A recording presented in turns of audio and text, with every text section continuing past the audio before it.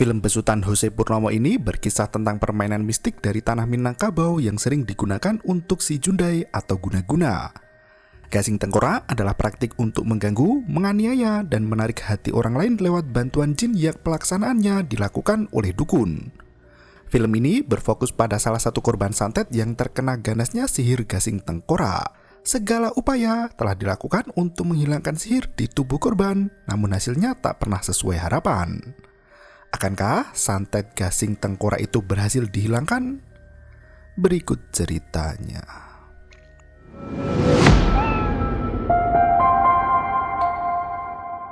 Suasana di jembatan layang Minangkabau pagi itu tampak ramai lancar seperti biasanya. Seorang reporter warga negara asing bernama Kevin mempersiapkan diri untuk meliput kebudayaan dan tradisi Indonesia dalam program acara Bizer Asia. Episode kali ini bertempat di Sumatera Barat, tepatnya di daerah Minangkabau. Ia mengunjungi kediaman tokoh dukun sakti yang mengklaim bisa memanggil makhluk halus untuk menghabisi musuh dengan permainan yang disebut gasing tengkorak. Setelah merekam intro, mereka bergegas pergi menyambangi kediaman sang dukun sakti. Setelah berkenalan dan berbincang terkait program acara mereka, Kevin meminta dukun itu untuk menjelaskan apa yang dimaksud dengan gasing tengkorak. Dengan logat Minang yang kental, dukun itu menegaskan bahwa sejatinya permainan gasing tengkorak itu adalah ilmu gaib yang bertujuan untuk membunuh seseorang. Bahan gasing tengkorak diambil dari kepala anak kecil yang mati secara tak wajar. Mereka harus bisa menemukan makam anak kecil itu dan menggalinya di tengah malam. Tengkoraknya diambil untuk digergaji tepat di bawah bagian keningnya. Tengkorak kening anak kecil yang mati tidak wajar itulah yang dijadikan sebagai bahan membuat gasing untuk dimainkan di pelataran rumah korban. Saat gasing itu dimainkan, korban yang berada di dalam rumah pun akan menjerit histeris karena melihat sosok iblis. Gasing tengkorak yang berhasil menggait mangsa harus diikat menggunakan kain kafan dan dimandikan setiap malam Jumat. Saat gasing berhenti berputar, maka arwah yang berhasil dibangkitkan ikut berhenti. Arwah jahat yang ikut bermain dengan gasing tengkorak itulah yang mencelakai mangsa sasaran mereka. Sembari memutar gasing, pelaku santet harus membacakan mantra untuk membangkitkan para jin jahat yang gemar memburu manusia. Dan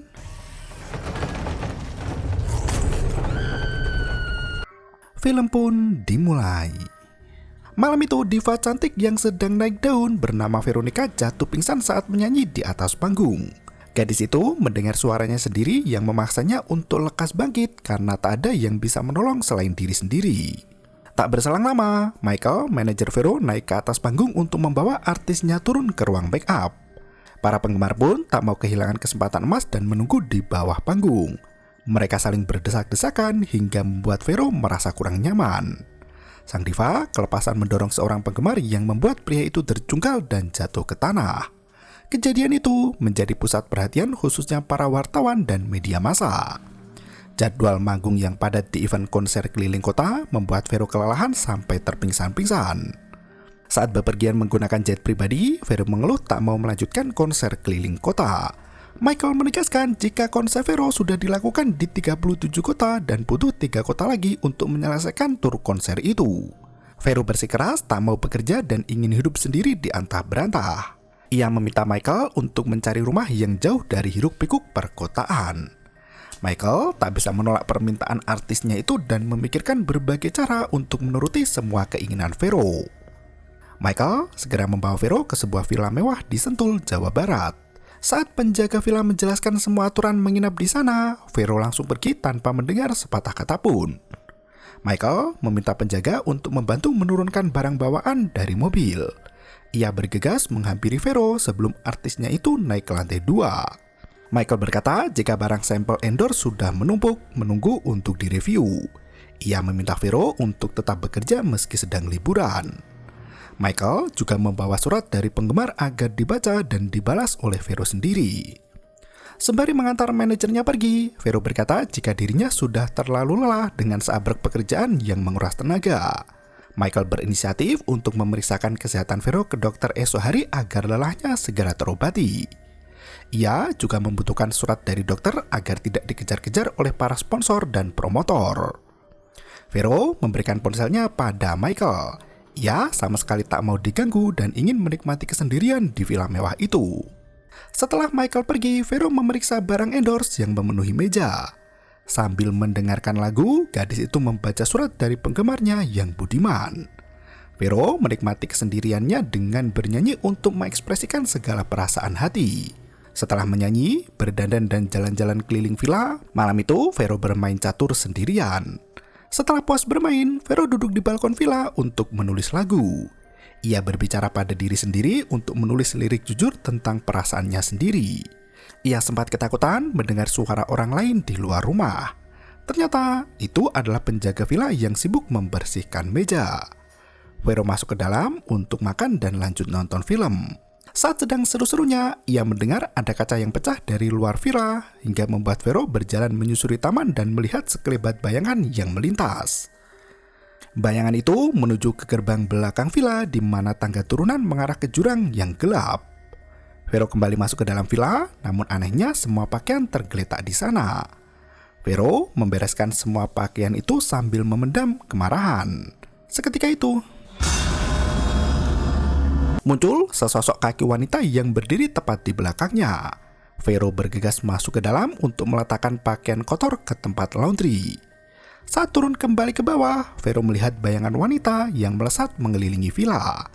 Ia mengambil tongkat untuk mengejar sosok misterius yang mengganggu ketenangan malamnya. Sosok wanita misterius tampak menggoda Vero dan berlarian kian kemari. Tanpa kenal takut, Vero meneriaki wanita itu untuk tidak mendekati villanya lagi. Ia segera masuk ke dalam, namun pintu tidak dikunci meski kuncinya menempel di lubang pintu. Mendapat endorse kamera, Vero langsung merekam diri sendiri dan curhat di depan layar. Vero mengaku jenuh dengan pekerjaannya sebagai penyanyi yang harus terus produktif dari masa ke masa. Ia tak bisa menemukan kebahagiaannya lagi hingga hidup terasa hambar. Apalagi prestasinya kini hanya diukur dalam takaran uang yang dihasilkan per bulan. Sebuah karya tak harus bagus, yang penting laku di pasaran. Tubuh, wajah, perasaan, pikiran, dan semua hal yang melekat dalam diri Vero hanya sebatas komersil untuk diperjualbelikan. Vero kembali mendengar suaranya sendiri yang memberi wejangan agar Vero lebih pandai bersyukur. Selama ini banyak penggemar yang setia menanti karya dari sosok Veronica. Suara itu meminta Vero untuk istirahat sejenak dan memulai hal baru esok hari. Selang beberapa lama, Vero kembali bangkit dan melenggang pergi entah kemana. Seketika itu, malam itu Vero bermimpi melihat kaki manusia tenggelam di dasar air. Ia pun terbangun untuk memulai paginya kembali. Barang-barang endorse yang ada di atas meja saling bertumpukan dan membentuk wujud aneh. Vero kebingungan sendiri melihat tumpukan barang itu karena ia merasa tidak pernah memindahkan benda itu. Di tempat lain, Michael mencoba menjelaskan jika tur ketiga kota terakhir ditunda dengan alasan kesehatan. Ia berjanji akan segera melanjutkan konser tur itu begitu kondisi Vero mulai membaik. Vero yang menikmati liburannya itu menangis sedih sembari membaca puisi galau dalam pikiran. Ia teringat akan mantan yang tiba-tiba pergi tanpa permisi. Saat hendak kembali ke dalam villa, ia melihat jejak kaki berlumpur yang menuju ke kolam renang. Vero mengikuti kemana jejak kaki itu melangkah yang ternyata terhenti di bawah pohon. Sebuah bungkusan dari daun pisang tergeletak tepat di bawah pohon itu. Vero membuka bungkusan daun pisang yang ternyata berisi sesajen dan bangkai hewan. Vero lari ketakutan tanpa menyadari sosok hantu wanita yang ada di belakangnya. Sesampainya di villa, Vero langsung menelpon pihak manajemen untuk menyampaikan komplainnya. Ia merasa tak aman setelah melihat bangkai hewan di bawah pohon depan villa. Ia meminta semua area villa dibersihkan dan tak mau melihat ada benda mistik itu lagi. Sembari menunggu villa dibersihkan, Vero berkeliling di kebun teh dengan menggunakan sepeda.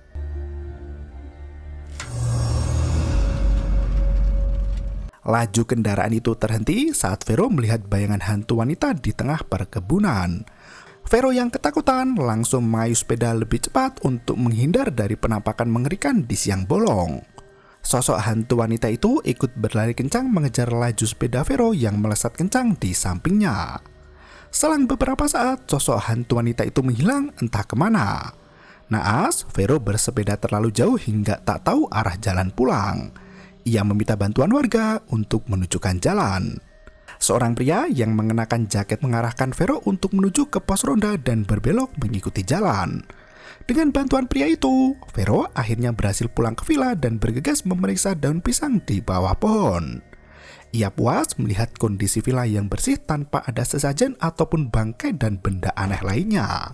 Setelah berenang, Vero kembali menulis lagu hingga malam menjelang.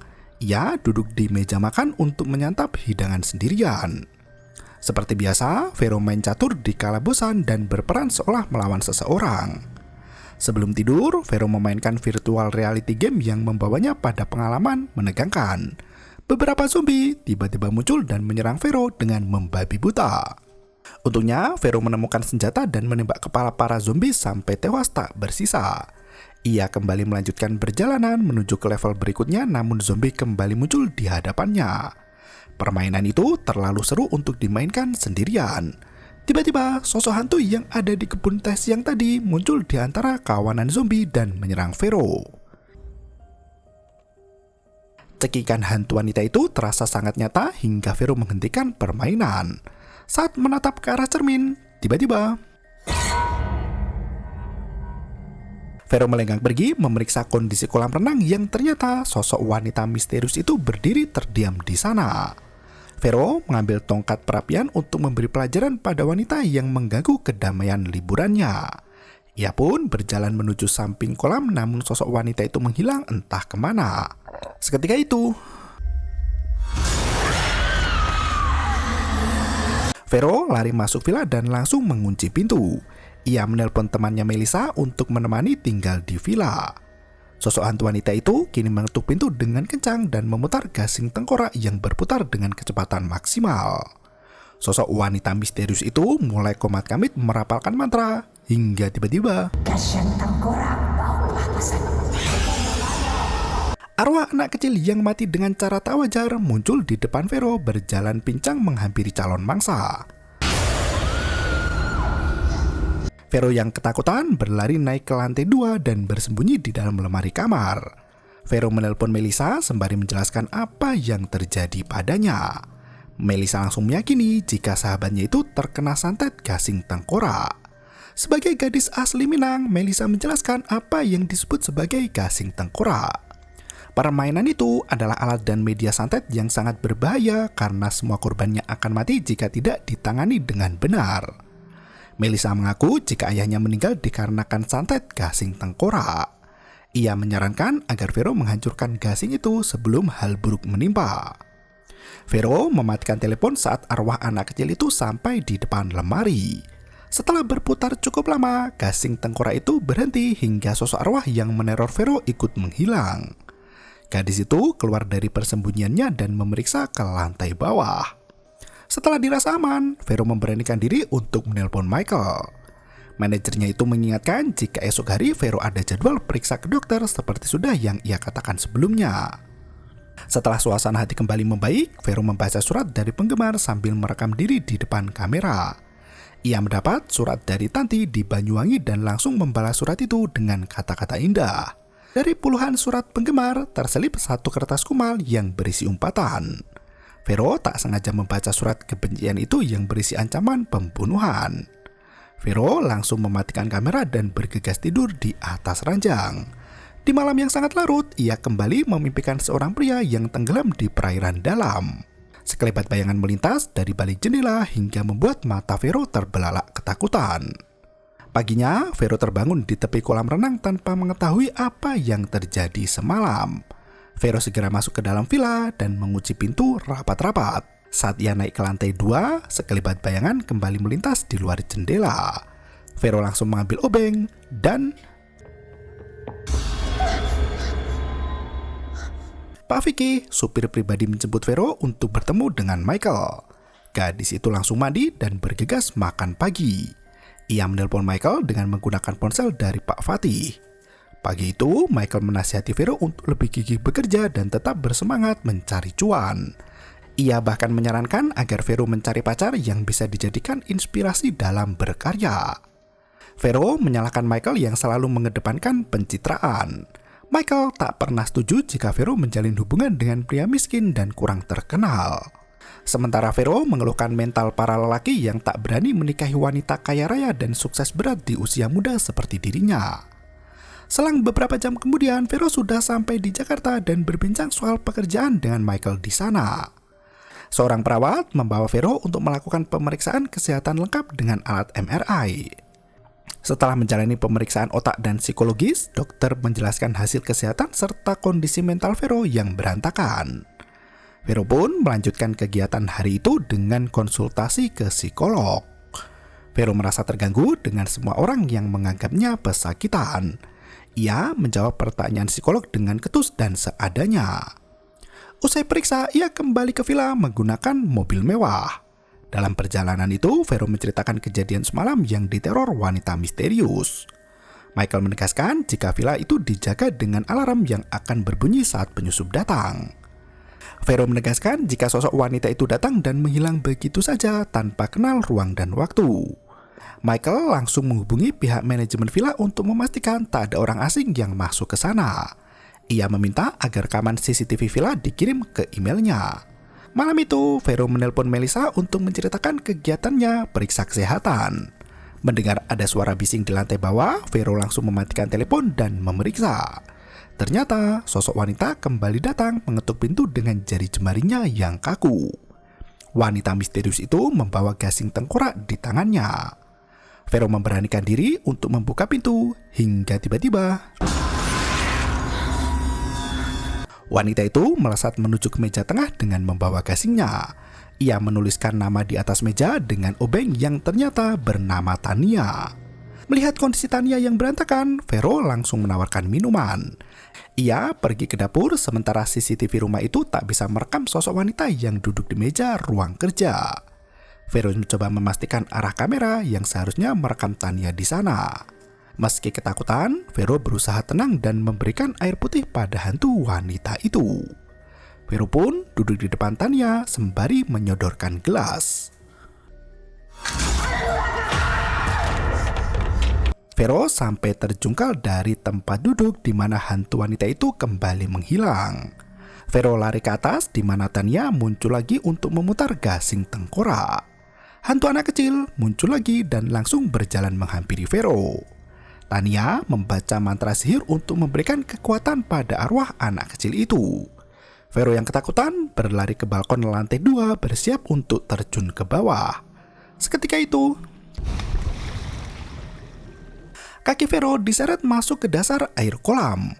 Untungnya gasing itu berhenti berputar dan arwah anak kecil menghilang. Vero kembali masuk kamar dan merekam diri untuk curhat. Lampu di belakangnya jatuh sendiri namun Vero tak menghiraukannya. Ia melanjutkan curhatan tentang berbagai problem kehidupan. Seketika itu, saat tertidur pulas, Vero terbangun karena tubuhnya didorong ke tepi jurang. Ia melihat penampakan hantu yang mencuat dari dalam selimut. Vero membuka selimut itu yang ternyata wala. Ia menutup penampakan mengerikan itu dengan selimut lagi yang membuat hantu wanita kembali menghilang. Karena masih ngantuk, Vero lanjut tidur hingga matahari tampak menyapa. Pagi itu, gasing tengkorak sudah menyapa di lantai kamarnya dengan suara Tania yang terus membacakan mantra. Vero yang ketakutan pun langsung memukul gasing tengkorak itu berharap bisa menghancurkan dalam sekali hentak. Anehnya, gasing itu menghilang secara misterius hingga membuat Vero kebingungan. Ia melenggang turun ke bawah, namun tiba-tiba Michael menghubungi pihak villa untuk segera mengirim rekaman CCTV karena ia belum mendapat email dari kemarin. Pihak villa pun berjanji untuk segera mengirimkannya. Setelah tersadar dari pingsan, Vero bergegas bangkit untuk menelpon Michael. Vero berteriak minta tolong dan meminta Michael untuk segera datang ke villa. Dalam perjalanan ke sana, Michael mendapat pesan suara dari pria misterius. Sementara itu, Vero masih berjuang melawan ketakutannya sendiri. Hantu wanita itu kembali muncul di taman depan dan berlari menuju pintu villa. Untungnya, Vero masuk ke dalam dan mengunci pintu itu rapat-rapat. Tiba-tiba, Vero lari dikejar hantu Tania hingga tubuhnya bergelantungan di balkon samping lantai 2. Tania langsung melepas tangan Vero yang berpegangan pada pagar. Sebelum Vero terjun ke bawah, Tania merapalkan mantra gasing tengkorak dan Vero masih selamat dari kematian dan berlari ke dalam villa.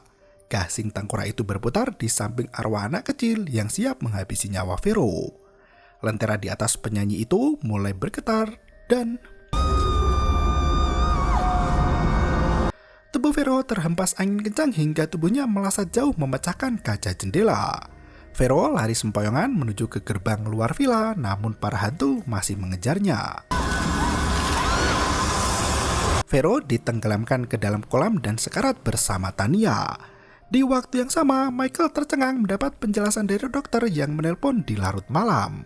Semua rangkaian pemeriksaan kesehatan Vero sudah menghasilkan diagnosa akurat.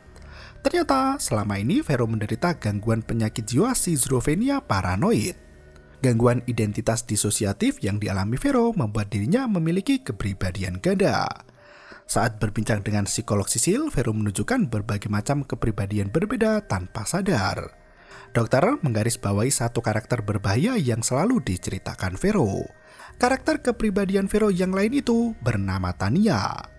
Michael teringat dengan kejadian masa lalu saat calon artis yang berasal dari Simabua itu menemuinya.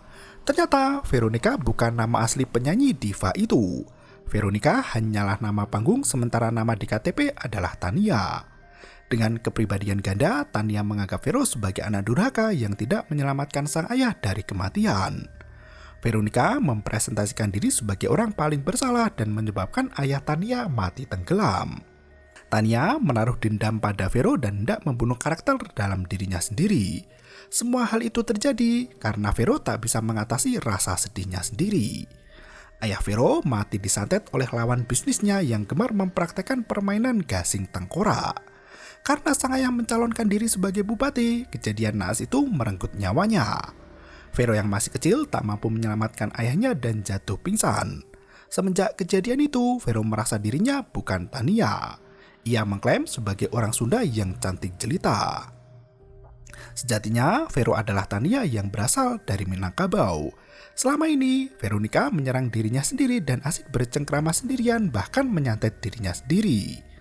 Di dasar kolam renang, malam itu Vero mencekik leher hingga kehabisan nafas. Michael yang baru sampai villa langsung mencari keberadaan Vero dan naik ke lantai 2. Melihat ada seseorang tenggelam, Michael langsung terjun ke kolam untuk menyelamatkan artisnya. Meski sudah tertunduk lemas, Vero masih bisa bertahan dan selamat dari kematian. Setelah kejadian itu, Vero dan Michael tidak pernah menutupi penyakit kepribadian ganda yang dialami.